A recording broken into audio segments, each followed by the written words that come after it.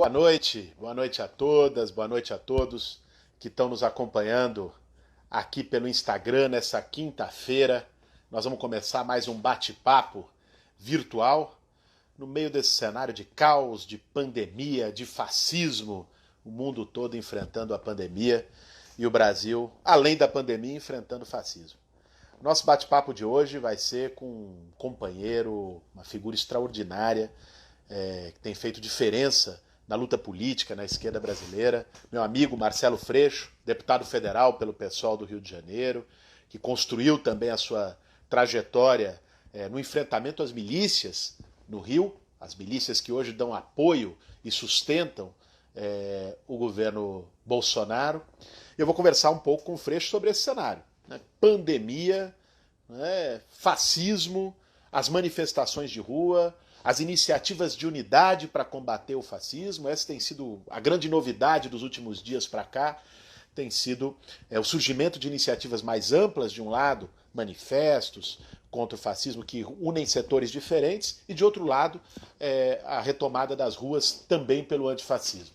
Deixa eu ver aqui se o Freixo já está, deve estar chegando, para a gente fazer esse bate-papo. Vocês devem ter acompanhado. Hoje, enfim, foi mais um dia aí de polêmicas e de uma exposição absurda, né? Aqui em São Paulo, um deputado bolsonarista, Douglas Garcia, deputado estadual, soltou uma lista de pessoas que, segundo ele, seriam terroristas, antifascistas, expondo centenas de pessoas. O pessoal agora entrou na justiça contra ele de uma maneira absurda, de uma maneira abusiva. Eles partem para tentativa de ameaça, para tentativa de intimidação, quando vem também que o jogo começa a virar, né? Eles são minoria hoje na sociedade brasileira e também nas ruas podem começar a ser. Chegou aqui o Freixo, meu grande companheiro, vou chamá-lo aqui para a gente.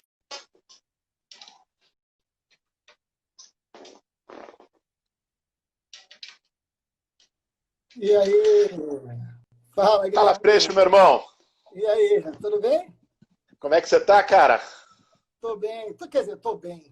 Tô bem é quase uma violação de direitos humanos, né? Alguém fala.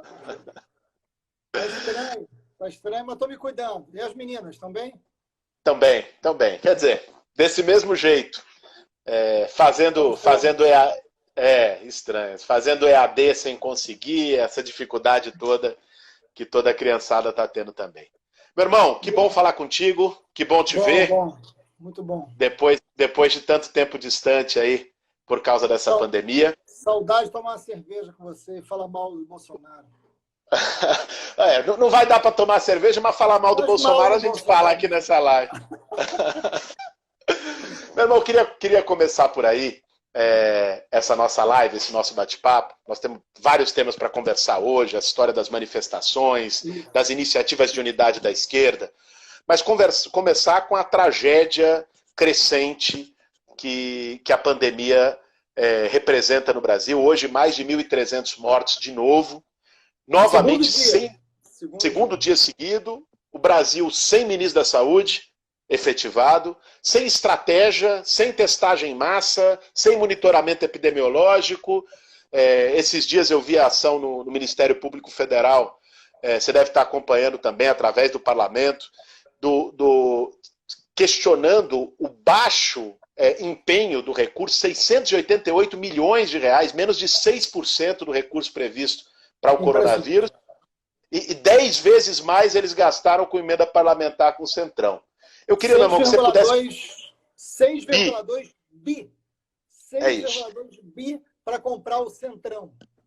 Pois eu queria que você pudesse falar isso para a nossa turma, Freixo. Só, claro. Sim, que você pudesse falar pandemia, o debate no Congresso Nacional, como o Bolsonaro tem comprado o Centrão, porque para quem está distante do Congresso, isso parece que é meio, teoria da conspiração, é mito, que você trouxesse os fatos concretos para as pessoas poderem entender isso.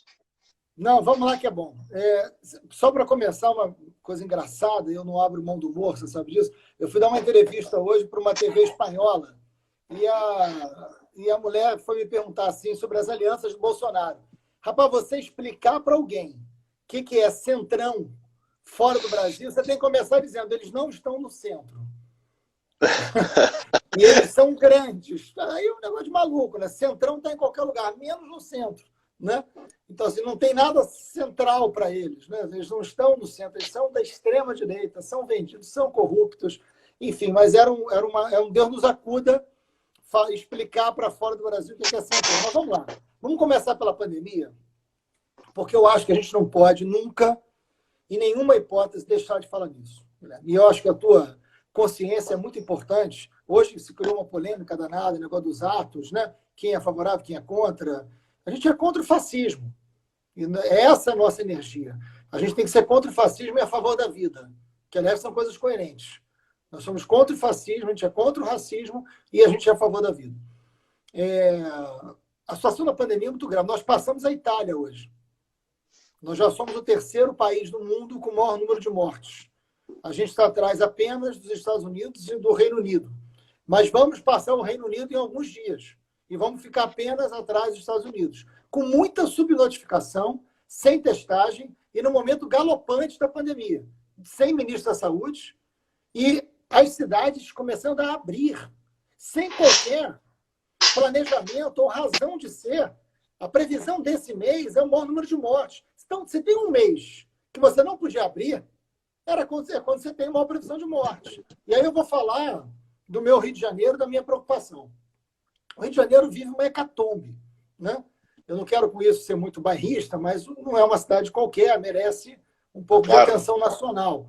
O Rio tem um prefeito que não dá para usar adjetivo, né? Porque é um negócio, é realmente uma tragédia, que é aliado do Bolsonaro e acha que para se reeleger tem que fazer qualquer coisa que o Bolsonaro queira. E aí o que ele faz? Ele ameaça abrir comércio, shopping, igrejas e ações esportivas. No momento em que o Rio tem mais gente morta que a Índia e que a China. O Rio tem 6 mil pessoas mortas. E tem uma coisa que eu queria chamar a atenção de todos, é a taxa de letalidade. O que é taxa de letalidade? Quantos pegam e desses que pegam, quantos morrem? A taxa no Brasil, Guilherme, é de 5%, né? Então você tem lá, tantos pegaram, 5% morrem. No Rio de Janeiro é 10%. Não sei se você sabe disso. No Rio de Janeiro a taxa de letalidade é de 10%. Ela é o dobro da taxa nacional. E os leitos estão completamente acabados, não tem. Os hospitais de campanha é um equívoco. Os hospitais federais, Bolsonaro não abre os leitos. É um negócio criminoso. Porque o Rio, como foi capital, tem uma quantidade muito grande de hospitais federais, mais do que qualquer outro estado. E esses hospitais federais não estão atendendo para o coronavírus. Então, assim, é uma situação dramática. E o governo do estado, vivendo uma situação de crise política, o Witzel vai ser cassado, o Witzel vai cair, né? Porque tem crime de sobra de responsabilidade. Eu não gosto do nome de crime de responsabilidade. É crime de irresponsabilidade, né? Então, na pandemia, crime de irresponsabilidade. Ele tem aos montes esse crime. Então, você imagina um prefeito que faz o que o Bolsonaro quer, um governador que vai ser cassado, não tem leitos, não tem política de saúde, Bolsonaro é daqui, as milícias que dominam uma quantidade enorme de territórios estão obrigando os comércios a abrir. Isso também é uma peculiaridade do Rio de Janeiro, o crime que domina vários territórios. Como eles dependem da extorsão do comércio, eles estão exigindo que o comércio abra. Então tem uma extorsão criminosa, elas têm muito a ver com o Bolsonaro, não só por esse ponto de coincidência. Então é muito forte, é muito grave o que está acontecendo aqui em termos gerais da pandemia. Você não tem ministro da Saúde nesse momento, né? E, ao mesmo tempo, a gente sendo arrastado a debater fascismo. Porque o fascismo está em curso no Brasil. Para dentro do Congresso, o que o Bolsonaro fez? Ele tem acho que a gente tem que falar sobre isso, ele tem um projeto fascista, que é um projeto autoritário relacionado a milícias estritamente, e milícias políticas. Não sei se você viu uma declaração dele hoje, dizendo que vai ampliar o porte de armas e que vai aumentar a possibilidade de flexibilização de controle de munições. Né? Ele usa uma frase do Mussolini, né? Da ideia de você armar a sociedade. Então, não esconde o seu fascismo nem as suas raízes biográficas. Então, óbvio que arma a sociedade, se alia a uma quantidade enorme de generais, força a PM a não respeitar o monopólio da força do Estado. Você arma a sociedade, forma milícias políticas como o Acampamento dos 300, que é um negócio de Ku Klux Klan. Você tem aí um governo fascista sendo operacionalizado no Brasil. E as manifestações tiram qualquer dúvida do perfil fascista. Quando o Bolsonaro vai às manifestações, elas deixam de ser, nunca foram, mas elas deixam de ser, em definitivo, originais, espontâneas. Porque o presidente da República, quando ele vai a um ato, ele torna aquele ato oficial. Não é isso? Ele é presidente. Se ele vai ao ato, não, mas não foi ele que organizou, mas a partir do momento que ele vai ao ato, ele tem responsabilidade sobre o ato, ele é presidente. Né? Então, um ato com uma agenda fascista. E para dentro do Congresso, ele saliou o Centrão. O que é o Centrão? Né? Aqui é mais fácil explicar. É um grupo de 200 deputados, são 513, é um grupo de 200 deputados, todos da direita mais fisiológica, são 11 partidos. Mas tem uma curiosidade, Guilherme, que eu acho que eu nunca te falei isso. Sabe o que eu percebi? Que tem uma coisa curiosa. Qual é o grande objetivo de alguns líderes do Centrão de entrar no governo Bolsonaro? Eles são bolsonaristas. Não são. Não são bolsonaristas. Não são. Eu te garanto que eles não são bolsonaristas. Por que que alguns líderes estão entrando na base do Bolsonaro? Essa contradição é sensacional. Porque eles querem escapar da Lava Jato. Eles são investigados na Lava Jato, eles podem ficar presos. O governo Bolsonaro, Guilherme, virou o maior esconderijo de criminoso político do Brasil. Eles entram para o governo Bolsonaro para fugir das investigações e serem protegidos pela PGR e obviamente, fugir de um governo, de uma investigação que possa prendê-los. Os grandes líderes do Centrão estão escapando da cana quando entra no governo Bolsonaro. Isso é sensacional. Imaginar que Bolsonaro, eleito junto com as manobras do Moro, serve como um espaço de esconderijo para criminosos da Lava Jato. Realmente isso aqui não é para amador, né? Não, e mostra, é isso mesmo, Freixo, é o teatro do absurdo. Mas acho que, e mostra, inclusive, a fraude de um certo setor da sociedade que encampou a luta contra a corrupção.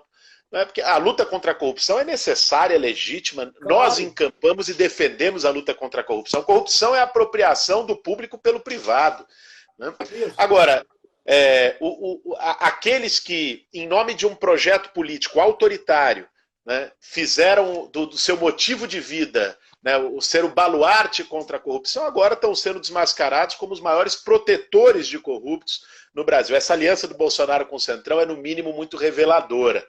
Agora, você colocou um ponto que eu acho que é muito importante, meu caro. Eu tenho buscado fazer esse debate também aqui em São Paulo, que é o seguinte: pelo fato do Bolsonaro ser um desastre completo, ser um verdadeiro genocida, porque ele brinca com a vida das pessoas, ele joga com a vida das pessoas, ele não tem nenhuma preocupação com a vida humana, né? A gente acaba focando muito, além do fascismo dele, do autoritarismo nele, e esquece do papel que tem governadores de estado e prefeitos, né?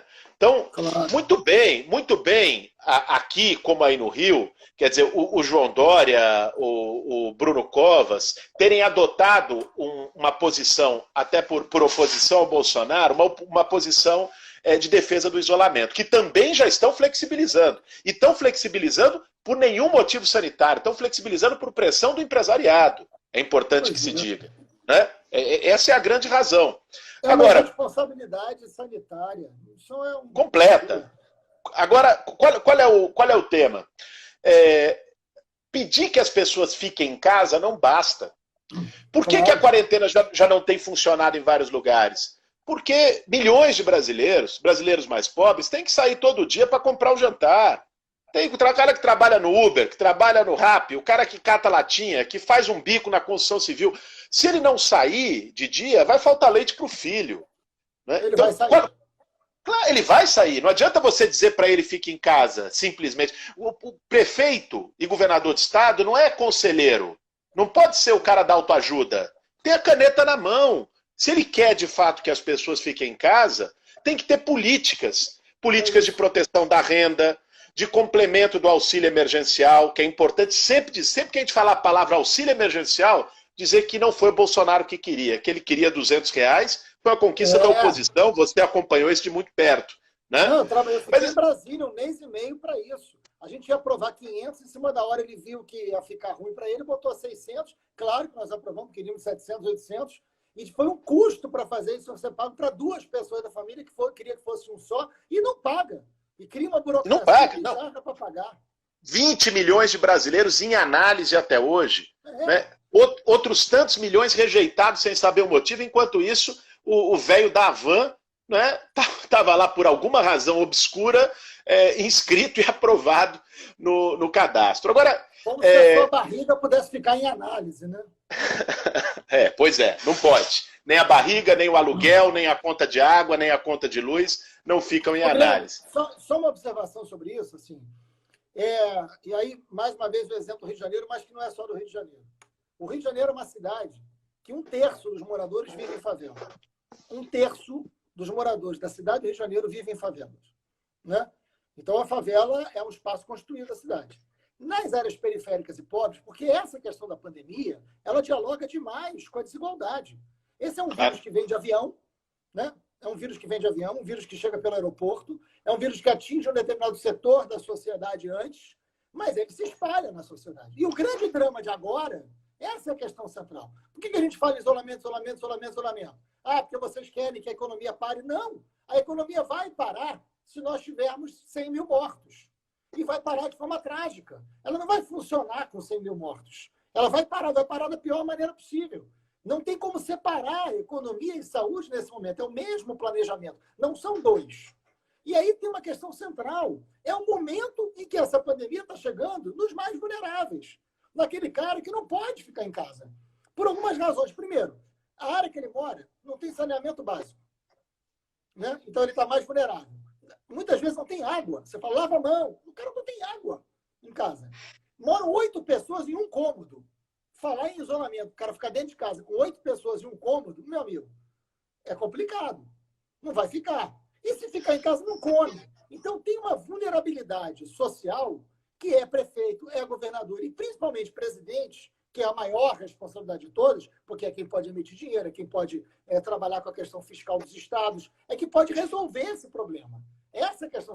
Então, assim, nesse momento, você fazer uma abertura econômica, no momento que aquele que trabalha para o outro pode ser contaminado, e o que o patrão já escapou da pandemia, é de uma perversidade, é de uma desigualdade. Aliás, total. E que muitas vezes eles não têm nenhum pudor em expressar. Eu não sei se você viu aquela entrevista do presidente da XP, dizendo que o Bolsonaro estava lidando bem com a pandemia porque já tinha passado na classe alta. É essa visão que o setor da sociedade brasileira tem. E ele tem uma fala que tem um probleminha nas favelas. Né? Um probleminha para 50, 60 milhões de brasileiros. Isso que você falou, quer dizer, eu acho que é um ponto que a gente precisa retomar, porque não há, aliás, oposição entre vidas e economia. Não pode ser essa a escolha. A escolha para o brasileiro mais pobre não pode ser ficar em casa e morrer de fome ou ir para a rua e morrer de coronavírus.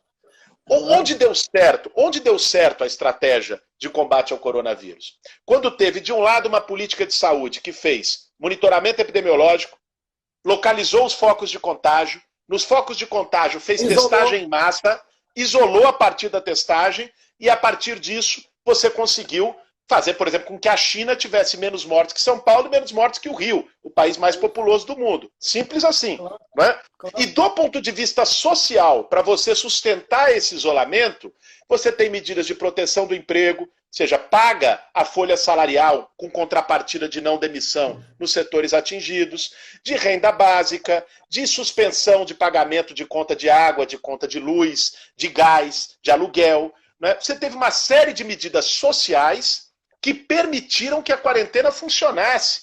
E essas medidas, inclusive, né, feitas por ampliação da base monetária, com emissão de dinheiro na maior parte dos países, essas medidas, elas, por exemplo, fizeram com que não houvesse uma quebradeira no pequeno comércio, nas microempresas, porque deu capital de giro, porque deu crédito a juros zero, porque deu indenização para o pequeno comerciante que ficou parado.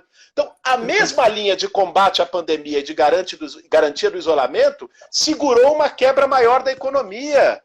Claro. O Bolsonaro, ele é desastroso no vírus e desastroso na economia. Porque nós vamos chegar a ser o segundo país do mundo, né, Agora, como você bem disse, em mortes por corona, e enquanto a economia mundial vai ter uma média de queda de 4%, o Brasil pode cair 10%. Porque também aqui é mais desastroso o trato econômico, né? Assim, não é uma escolha, não é que ele está protegendo a economia, não, ele não está protegendo nada. Não, é incrível, momento, é incrível. E nesse momento, nesse mês de junho e julho, se os prefeitos seguirem a determinação do Bolsonaro, e ele ameaça, né? E ele ameaça. E ele é uma ameaça ampla. Assim, não tem ministro da Saúde, Guilherme. É um negócio. É uma esculhambação. É um negócio assim, inacreditável. Tem gente em outro país que não acredita que a gente não tem ministro. Acho que a gente está exagerando. Né? Acho que não, você está dizendo que o ministro é fraco. Não, não tem ministro da Saúde. Né? Então, assim, é um lugar muito obscuro e de um diálogo impedido, né? E de um diálogo impedido, porque não tem diálogo, né? Agora, não basta... Eu fiz um Twitter lá no início, que viralizou, que eu falei, o problema do Brasil é que a gente tem uma pandemia e um pandemônio, né? Por quê? Porque não basta... O que a gente tinha que estar debatendo nesse momento, né? A gente tinha que estar debatendo nesse momento leitos, né? Condições de trabalho dos profissionais de saúde, que é grave, né? A gente não pode nunca esquecê-los. A gente tinha que estar discutindo compra de aparelhagem, de ventiladores mecânicos. Você tinha que estar debatendo agora renda, né? Possibilidade de isolamento mais amplo, mais um tempo, testagem. Quantidade de coisas que a gente tinha que estar discutindo é enorme. Na boa, Guilherme, esta semana, o seu principal debate foi esse? Não. Lamentavelmente, não. Não foi esse, nem o meu. Né? O nosso debate foi fascismo. Fascismo. Crise da democracia. Porque essa loucura que a gente está vivendo, que a gente não está debatendo, o que o mundo está debatendo. Não, neste momento, nós não estamos debatendo isso para debater o quê? Crise da democracia, golpe, AI-5, né? Fechamento de Congresso, fechamento do Supremo. Ato. Na boa, assim, eu jamais... Vamos entrar logo nesse assunto também, que eu acho que é muito importante. Nós jamais seremos contra qualquer ato antifascista ou ato antirracista, porque nós somos contra o racismo e contra o fascismo. Ponto final. Nós nunca seremos contra um ato antifascista, nem contra um ato antirracista. Porque onde tem racismo e onde tem fascismo, tem que ter ato anti-racismo e fascismo. Isso é fato. Agora, não era para, nesse momento, a gente ter que fazer ato. Tem uma pessoa responsável por, no Brasil, nesse momento, ter ato. No momento que a gente tinha que estar cuidando das pessoas poderem ficar em casa, para as pessoas não morrerem, para as pessoas não colocarem seus pais e suas mães em risco. Era as pessoas ficarem em casa com renda, com emprego, com mínimo de tranquilidade. Pô, Guilherme, você sabe disso melhor do que eu. A quantidade de problema de doença mental que nós vamos ter no Brasil, consequência disso. Eu tenho uma mãe idosa, uma tia, mãe idosa. Não está fácil manter no isolamento, né? É um negócio gravíssimo. O que vai acontecer com a saúde mental desse povo no isolamento é gravíssimo. Com as pessoas idosas. É assim, uma quantidade enorme de problemas que a gente tinha que estar tratando. O que a gente vai fazer com os asilos? O que a gente vai fazer com as clínicas de idosos? Olha a quantidade de coisas importantes de fazer. A gente está tendo que debater crise da democracia e golpe. Porque Bolsonaro tem um governo fascista, promove ato fascista e surgem atos antifascistas. No momento que não era para ter ato nenhum. Tem um responsável por, nesse momento, ter ato no Brasil. Jair Messias Bolsonaro. Porque ao ser fascista e ao alimentar ato fascista, ele gera o ato antifascista, que é inevitável. Né? É isso, Freixo. Não, eu acho que quando a gente for falar das manifestações antifascistas que estão sendo convocadas, a gente nunca pode esquecer isso. Só tem manifestação antifascista porque tem fascismo. A manifestação antifascista ela não surgiu do nada, de alguma idealização, de um devaneio. Ela surgiu porque tem um presidente da República que, em vez de combater a maior crise sanitária do século, em vez de dar medidas sociais de proteção às pessoas no meio dessa crise, resolve promover ato em defesa do AI-5, do fechamento do Congresso, do fechamento do Supremo Tribunal Federal, resolve estimular verdadeiros milicianos, horda de apoiadores, a agredirem pessoas nas ruas, a agredirem jornalistas nas ruas, como o jornalista do Estado de São Paulo foi agredido na Praça dos Três Poderes, em Brasília. Né? Aqui em São Paulo. Manda ele estimula.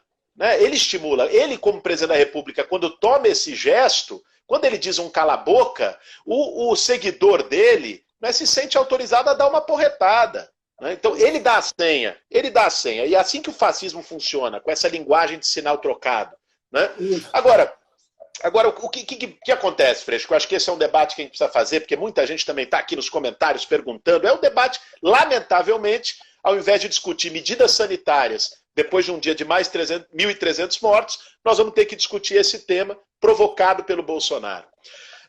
Depois de vários finais de semana de manifestações fascistas, estimulando ruptura institucional contra a democracia, algumas delas em que o presidente da República participou sem máscara, pegando na mão das pessoas, dizendo que todo mundo tinha que ir para a rua, houve uma reação que foi de algum modo espontânea, que não foi nenhum partido que puxou, nenhum movimento social que puxou. E quem puxou foram torcedores organizados, grupos antifascistas nas torcidas organizadas, que puxaram no último domingo e que lavou a alma de muita gente. Lavou a alma porque a gente viu que tinha uma minoria social, porque hoje o bolsonarismo não é maioria na sociedade brasileira, eles têm um teto de 30%, e pode cair mais, e vai cair mais. Tem que cair. Vai cair, não tem como não cair com o desastre social, econômico e de saúde pública que ele promove. Porque ele não consegue. Que não são 30% de fanáticos. Claro que não. Os fanáticos são ali 8%, né? O núcleo duro é isso. A gente tem que fazer ele chegar a ficar só com os fanáticos, isolados. É isso. Mas eu acho que não tá exatamente longe dessa possibilidade. É claro que ainda tem gente que acredita nele, ele tem um ano e meio de mandato, ele consegue dialogar com um certo setor da sociedade com o tipo de populismo que ele faz, muito bem. Agora, houve manifestações que foram legítimas e foram tratadas com brutalidade pela polícia militar, com 2 pesos e 2 medidas. A imagem aqui da Avenida Paulista de uma senhora fascista com um porrete na mão, sendo conduzida com muita amabilidade pela polícia, e dos manifestantes gritando democracia, tomando bomba de gás, é uma imagem que diz muita coisa, né? Inclusive da infiltração em polícias militares do milicianismo bolsonarista, como fizeram no Ceará, como tentam fazer em outras partes. Agora, essas manifestações antifascistas são legítimas. É evidente que trazem preocupações, Freixo. Eu acho que a gente tem que dialogar com elas. Acho que assim, quais são as 2 grandes preocupações que eu vejo, inclusive para a manifestação do próximo domingo, onde eu vou participar, vou estar lá. O movimento social, dessa vez, também vai estar lá, mas com 2 preocupações muito grandes. A primeira é a preocupação com a saúde pública, a preocupação sanitária. Então, o que nós vamos fazer para minimizar os riscos? Como tem sido feito em manifestações em várias partes do mundo. Orientar e trabalhar assiduamente para que as pessoas garantam um distanciamento de 1,5 metro uma das outras na manifestação. Esse é o ponto básico. Orientar todo mundo de máscara. O MTST, Freixo, fez uma cooperativa de costureiras para distribuir máscaras nas periferias, no Fundo de Solidariedade que a gente criou. Foi incrível, uma iniciativa muito bonita. Nós vamos distribuir 4.000 máscaras na Avenida Paulista no próximo domingo para as pessoas que estiverem lá. E vai ter uma brigada de saúde com álcool gel, mais de 100 médicos e enfermeiros voluntários orientando, distribuindo as máscaras e orientando o distanciamento. Então, não é a mesma coisa. Uma coisa é a irresponsabilidade que ele promove, outra é fazer com os cuidados sanitários como tem sido feito em outras partes. Você tem toda a razão. O ideal era que a gente não precisasse fazer nesse momento. Mas a situação política se agravou a um tal ponto. O risco autoritário chegou a um tal ponto que lutar contra o fascismo também se torna aquela categoria dos trabalhos e serviços essenciais. Né? Não por nossa vontade, mas pela imposição que o Bolsonaro faz. E a segunda preocupação ela é de segurança. Porque é evidente, isso o Luiz Eduardo Soares fez um texto hoje que eu respeito muito, eu dialoguei com ele, e acho que as preocupações dele são muito legítimas. É um intelectual de primeira linha, é alguém do nosso campo, do campo democrático, do campo progressista. É o intelectual da segurança pública mais respeitado e mais importante do Brasil nesse momento.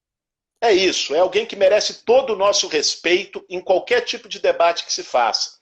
E o Luiz Eduardo levantou uma preocupação legítima, que é a história de ter infiltrações, deles usarem isso como pretexto para tentar avançar no autoritarismo, na escalada fascista. Então, nós vamos ter uma equipe no ato de segurança, inclusive, para tentar minar as infiltrações. É óbvio que você não consegue ter garantia 100% disso, mas nós vamos trabalhar assiduamente.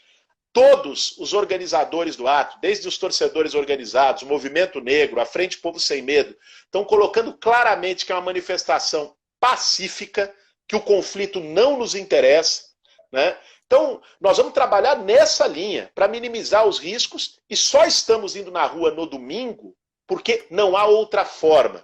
Porque se num momento grave como esse a gente deixar a rua só para os fascistas, isso pode abrir um precedente perigosíssimo que depois a gente não consegue nem mais botar a cara na janela. Que eles começam a agredir todo mundo, agredir jornalista, agredir opositor e não sobra espaço. Mas eu acho que esse é um debate necessário, que a gente precisa fazer com tranquilidade, com franqueza e tomando todos os cuidados necessários para que essas manifestações cumpram o seu papel antifascista. Eu acho muito importante esse esclarecimento da sua parte, Guilherme. Eu acho que você é uma liderança de movimento. Vamos deixar isso claro, né? Você foi candidato à presidência da República, uma campanha belíssima. Você é uma liderança nacional da maior importância. Você é um líder de movimento social. Essa manifestação antifascista nasce dos movimentos sociais, que tem legitimidade.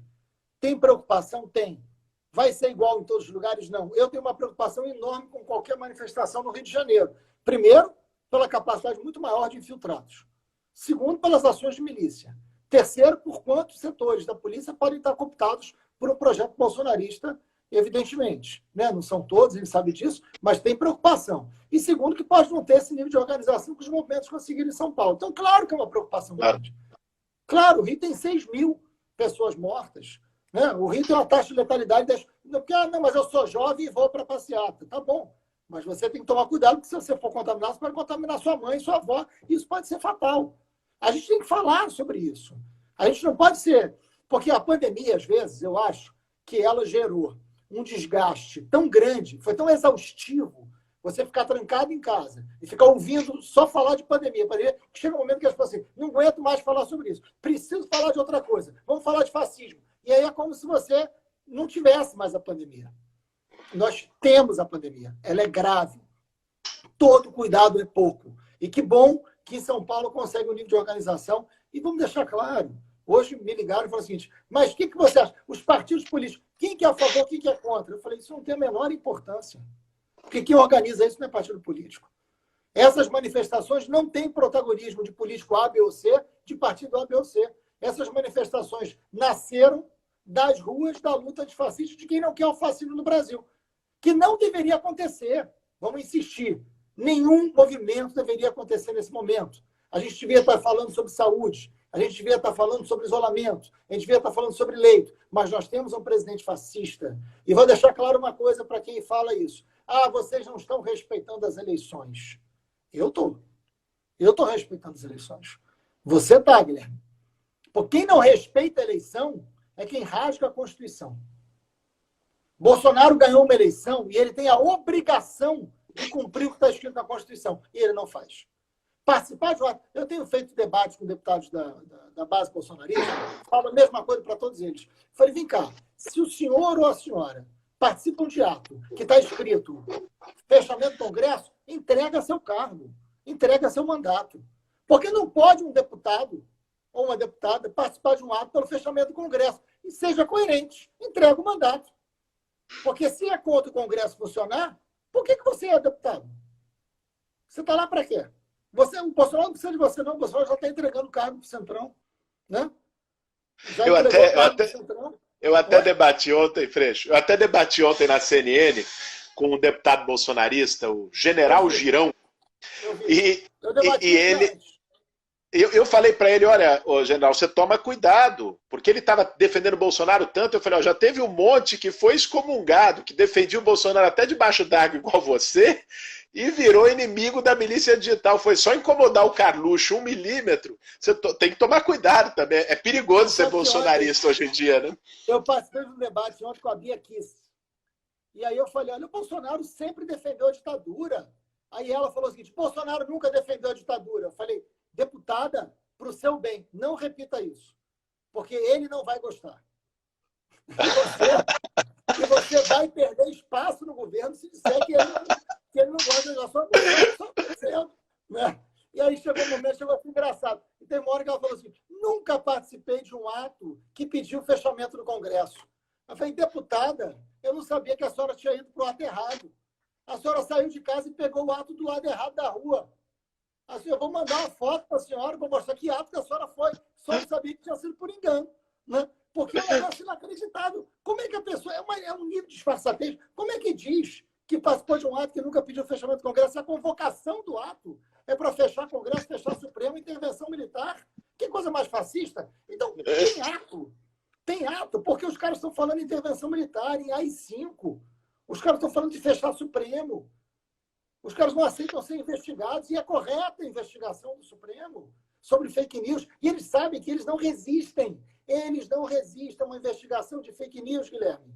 Porque eles são montados em cima disso. E a gente não é favorável à censura. Não. A gente quer o combate a uma fábrica de mentiras que ameaça a democracia, que ameaça a imprensa. Claro. E olha, e uma fábrica de mentiras, sim, quando as pessoas sempre dizem não respeitam o mandato do Bolsonaro, bom, um mandato tem que se estabelecer dentro da legislação vigente, né? A gente entrou com uma ação para cassação da chapa ainda em 2018, né? Contra o Bolsonaro e o Mourão, pelo uso e abuso das fake news no processo eleitoral. É uma máquina que foi montada, financiada com dinheiro, sabe-se lá de quem. A gente sabe que do velho da van, das academias lá, o Corona.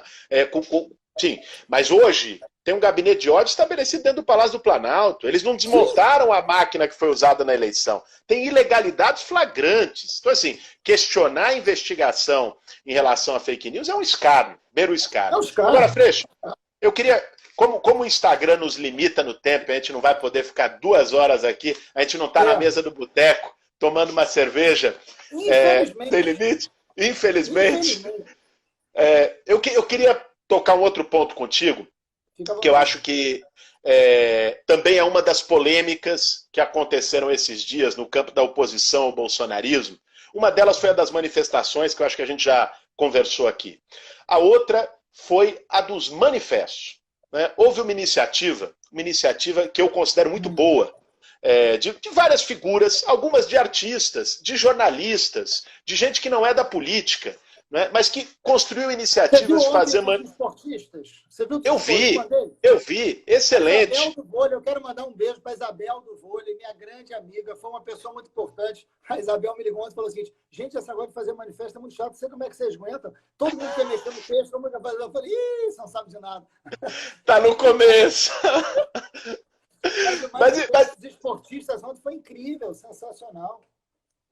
Várias categorias, setores estão fazendo, né? Gente que às vezes nunca se posicionou politicamente na vida, né? Porque é um artista, é um esportista, é um jornalista, é uma celebridade, e que está entendendo o risco que o Brasil está passando nesse momento, o risco democrático, o risco fascista, e está se dispondo a se posicionar. E surgiram vários manifestos desses, os Juntos e tantos. Eu assinei todos eles, né? Você também, fomos companheiros de assinatura desse manifesto. E houve uma série de questionamentos, como se fazer uma frente ampla, e não é nem uma frente nesse caso, é fazer uma mesa ampla, um contato amplo, uma articulação ampla pela democracia contra o fascismo, fosse contraditório à luta por direitos. Então, porque o Fernando Henrique, que é um neoliberal, assinou, a esquerda não poderia assinar, porque senão a esquerda perderia a condição de lutar por direitos. Eu nunca acreditei nisso, eu acho inclusive que eu tenho usado a imagem, que às vezes a gente fica argumentando, já diz o ditado popular, que 1 quilo de exemplo vale mais que 1 tonelada de argumento. Então, a imagem da tática da cebola. Eu acho que o desafio que nós temos hoje é botar em prática a tática da cebola. Que, igual a cebola, tem várias camadas. As frentes que a gente precisa construir são várias camadas e que não são contraditórias, são complementares. Você ter uma frente ampla pela democracia e contra o fascismo é necessário para isolar ainda mais o bolsonarismo e derrotá-lo com quem quer que seja. Com quem quer, não me importa o que a pessoa fez no verão passado. Se ela quer ajudar a derrotar o Bolsonaro, muito bem. Mas isso quer dizer que nós perdemos condição de lutar por direitos contra a carteira verde e amarela, contra o neoliberalismo. Coisa nenhuma. Nós temos uma outra camada de frente, de esquerda, de movimentos sociais, de luta por direitos sociais, e uma outra camada ainda para falar de processo eleitoral, de projeto de sociedade, de projeto de futuro. E eu sempre tenho dito que isso não é contraditório.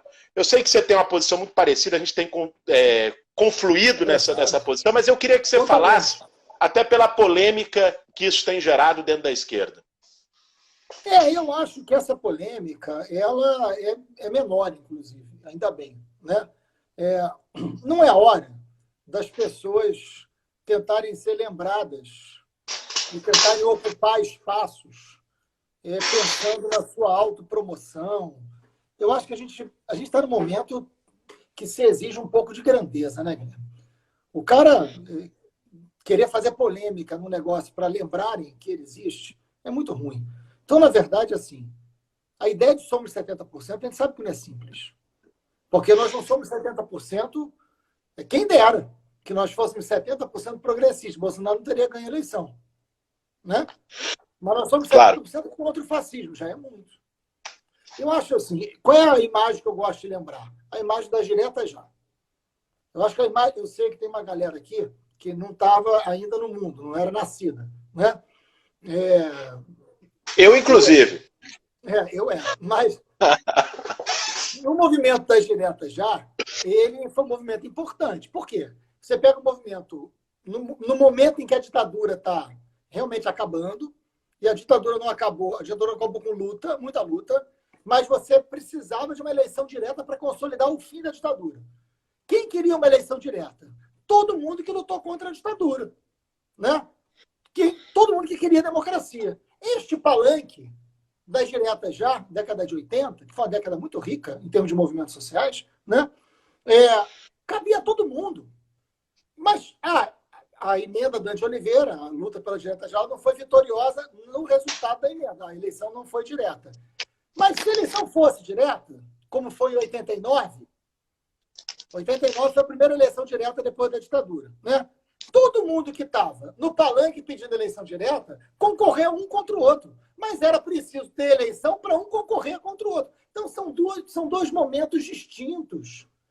São dois. Estar num palanque, estar num palco, estar numa frente, estar no manifesto, dizendo queremos democracia, não aceitamos fechamento do Congresso, não aceitamos fechamento do Supremo, não aceitamos armar a sociedade, não aceitamos munição para todo mundo, não aceitamos perseguição a jornalista, não aceitamos censura da imprensa. Ô, Guilherme, o cara tem que ser igual a mim para querer isso? Não! Não! Isso é uma luta por princípios básicos da democracia. Se o cara é de direita, mas ele concorda com esses pontos, meu irmão, vamos assinar aqui. Você é contra a censura dos artistas? Você é contra a perseguição jornalista? Você é contra o fechamento do Congresso? Você é contra armar a sociedade e formar milícia política que vai matar inimigo político? Pô, eu sou contra tudo isso, mas eu não sou de esquerda. Não tem problema. Assinamos juntos aqui. Vamos lutar pela democracia. Ponto. Isso é o manifesto pela democracia.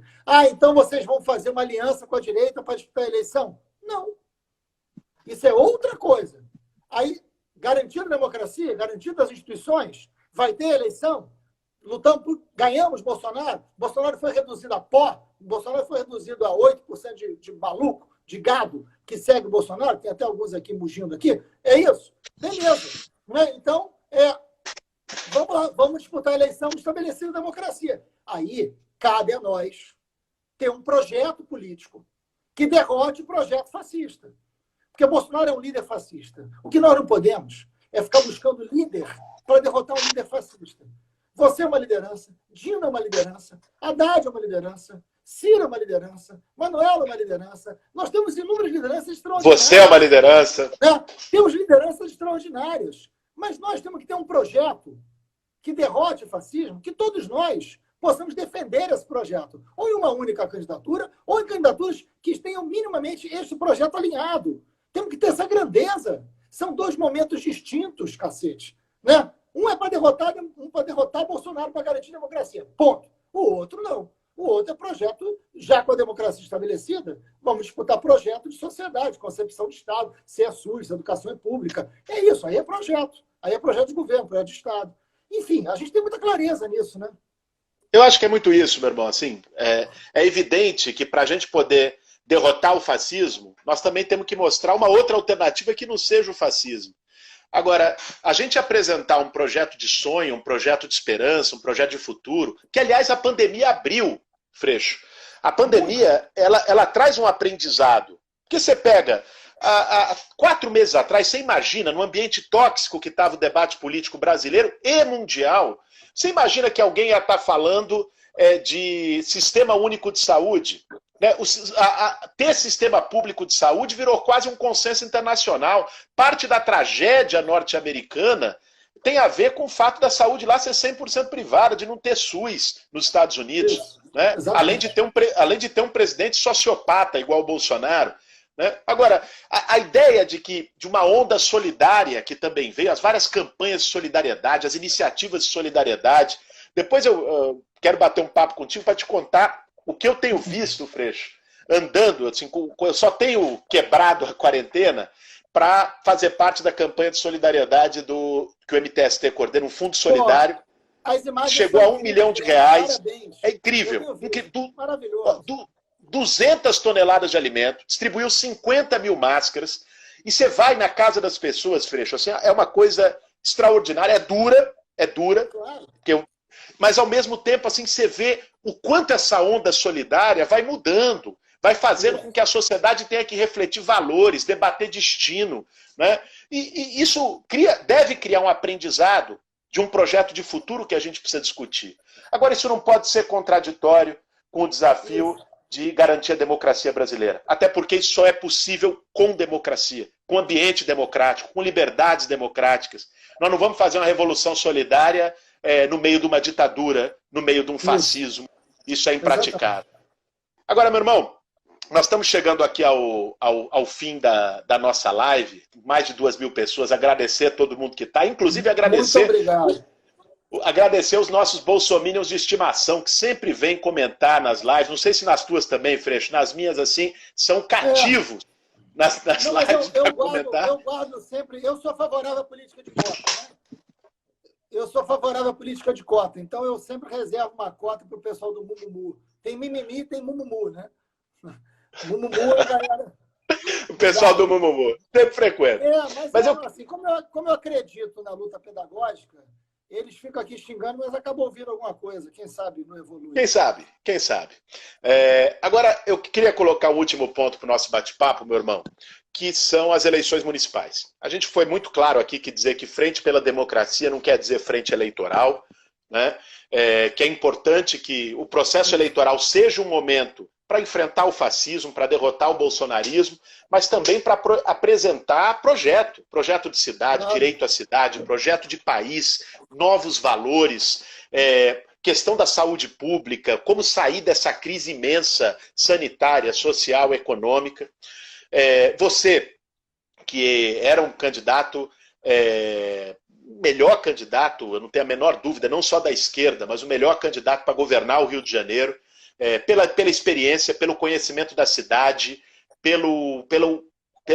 por ter enfrentado 2 eleições, né, e nessas 2 eleições ter ficado em segundo lugar, ter sido a principal candidatura de oposição em ambas, e estava construído e tido um preparo para poder governar o Rio de Janeiro, uma das cidades mais importantes do país. Você teve um gesto, né, de abrir mão dessa candidatura, tanto para poder manter a tua atuação parlamentar, que tem sido tão necessária em Brasília, de combate ao bolsonarismo, como também, eu acho, como um chamado, porque setores da oposição, setores progressistas, não tiveram a postura de construir uma unidade no Rio de Janeiro.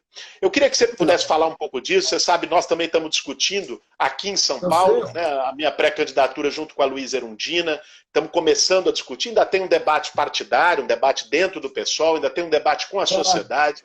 Esse não é momento para a gente falar em campanha eleitoral, esse é momento para a gente salvar vidas e ter medidas sociais para as pessoas, mas a eleição vai ser um momento de disputa política, de disputa contra o fascismo. E eu queria que você falasse da tua opção no Rio e como que você está vendo também o cenário para as eleições municipais esse ano.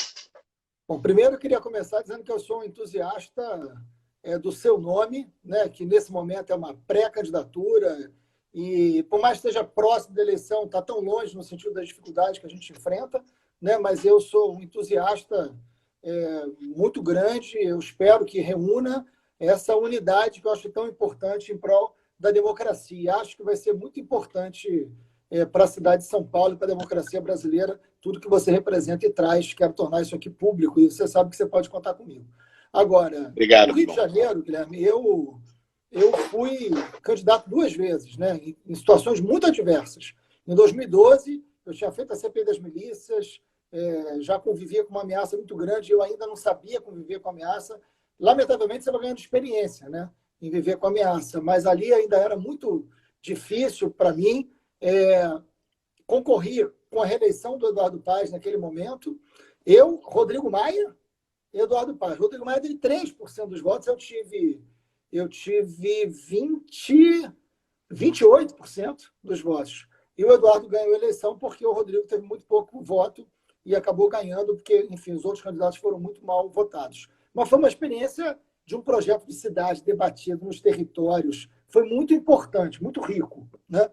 E era uma eleição dificílima, não tinha erro. Foi a eleição que, inclusive, o Eduardo Paes investigaram até hoje, de milhões e milhões colocados na campanha. Depois, 2016, foi o pior momento para a esquerda, você lembra bem disso, a esquerda perde o Brasil inteiro, e a gente consegue ir para o segundo turno, né? Numa eleição dificílima. Esse ano, eu coloquei meu nome à disposição para fazer um debate de programa e para unificar. Não tem sentido, depois de tudo que eu vivi no Congresso Nacional, na luta antifascista, no carro da frente, brigando contra o fascismo dentro do Congresso Nacional, eu sair desse lugar, do enfrentamento dentro do Congresso ao Bolsonaro, para ser um nome que divide no Rio de Janeiro, porque o PSB, porque o PDT não consegue apoiar, porque outros setores... Enfim, essa falta de unidade, eu falei, olha, meu nome está à disposição da unidade. Eu vou apoiar a unidade. Mas se eu peço a unidade, sendo eu candidato, todo mundo, até minha mãe, ia achar que essa unidade era para me apoiar. Então, eu precisei tomar um gesto para que as pessoas entendessem que o que eu estava falando não era um projeto pessoal. Foi muito duro para mim. Foi muito difícil. Não é uma decisão simples. Mas claro, o que está acontecendo no Brasil é muito grave. Se nós não tivermos gestos de unidade, isso não vai acontecer. E o Rio de Janeiro não tem cabimento. O lugar onde Bolsonaro veio, com milícia, com tudo que a gente está vivendo, de não ter unidade. Eu continuo dialogando muito com o PT, dialogando muito com o PDT, dialogando muito com o PCdoB, né? Com o PSB no Rio de Janeiro é mais difícil, mas eu dialogo com todos os setores, dialogo com o PSB nacional, né? O Siqueira é um grande companheiro com quem tem diálogo, mas a gente quer um debate amplo, de programa. Quem é o melhor nome que unifica, que pode derrotar? Eu apoio, não é projeto pessoal. Fiz um gesto para ver se tem um resultado. Vamos esperar para ver. Enfim, foi isso. Esperemos que sim, né, meu irmão? Esperemos que sim, porque não dá para deixar o Rio de Janeiro na mão de Crivella, né? Na mão de Eduardo Paes, na mão do bolsonarismo. É muito importante que tenha uma alternativa de resistência, uma alternativa solidária, uma alternativa progressista para o Rio de Janeiro nesse processo eleitoral. E que a gente consiga apresentar isso no Brasil todo. Aqui em São Paulo, o cenário também é muito complexo, né? Você deve estar acompanhando. Bolsonaro também não lança candidato, mas você tem Russomano, que é alinhado com o bolsonarismo. Você tem o Bruno Covas, que é uma pessoa, enquanto pessoa é um ser humano, aliás, muito melhor do que o Bolsonaro, alguém que se preocupa com a vida das pessoas, não é um genocida como presidente da República, mas que a sua gestão, até porque muito alinhada com o João Dória, né, foi vice do João Dória, deixa muito a desejar, e sobretudo nesse tema da pandemia, é incapaz de tomar medidas mais concretas. A periferia de São Paulo está virando um cemitério a céu aberto, é um cenário devastador a propagação do coronavírus nas periferias, por falta de iniciativa também da prefeitura. Por exemplo, hospitais de campanha, né? Hospitais de campanha, olha que loucura, Freixo, são mais de 50% dos leitos de UTI da cidade de São Paulo estão concentrados em 3 distritos do centro, que é o distrito da Sé, de Pinheiros e da Vila Mariana. Nós temos 9 distritos da periferia de São Paulo com 0 leitos de UTI. E os 3 hospitais de campanha montados estão todos no centro. Você não tem a criação de leitos na periferia. Você não tem a contratação de profissionais de saúde na periferia. Você não tem um processo de testagem na periferia. A morte na periferia, a mortalidade na periferia é uma taxa muito mais alta. Né? Então, é um cenário, como não só em São Paulo, esse é um cenário que nós estamos vendo no país todo. E é dramático, e nós temos que aqui também tentar construir uma unidade, que é difícil, né? E ao mesmo tempo, apresentar um projeto para a cidade que combate o Bolsonaro, que combate o Dória, que apresente um projeto de direito à cidade, de um outro modelo de cidade para São Paulo, que não seja a cidade do negócio, mas também que dê resposta aos temas imediatos da pandemia. Nós tivemos uma vitória muito interessante, Freixo, que foi eu, Erundina, e o padre Júlio Lancelotti, que é uma figura incrível, né, que trabalha com a população de rua. Nós entramos com uma ação no Ministério Público, uma representação, para que a prefeitura acolha a população de rua na rede hoteleira. Né? Nós estamos com 40 mil quartos de hotéis vazios na cidade e 25 mil moradores de rua. É disparate. Nós conseguimos, o Ministério Público deu ok, determinou que a prefeitura crie 8 mil vagas para atender a população de rua e até agora nada, mesmo com a representação do MP. Então é um cenário dramático. Eu acho que esse processo eleitoral, quando for começar, né, ele vai precisar traduzir também o debate de outro modelo de cidade, de um modelo mais solidário, e está muito relacionado em São Paulo, no Rio, no Brasil todo, com o combate ao fascismo, com o combate ao ataque à democracia, né, com a defesa da democracia, que é muito importante nesse momento. Meu irmão, quero te agradecer muito aí pelo teu tempo, pela tua disponibilidade. Passou muita coisa, papo bom passa rápido, né? Passa rápido, passa rápido. Eu queria agradecer muito aí as 2.000 pessoas que ficaram direto nessa hora assistindo. A gente tem que conversar mais, vamos fazer isso mais vezes. Agradecer muitíssimo a todo mundo. Estamos na luta, né, que a gente consiga garantir a vida e garantir a democracia ao mesmo tempo. Essa é a nossa luta. Parabéns por tudo. Essa é a batalha. Essa é a batalha. Seu amigo e seu fã. Dá um beijo nas meninas.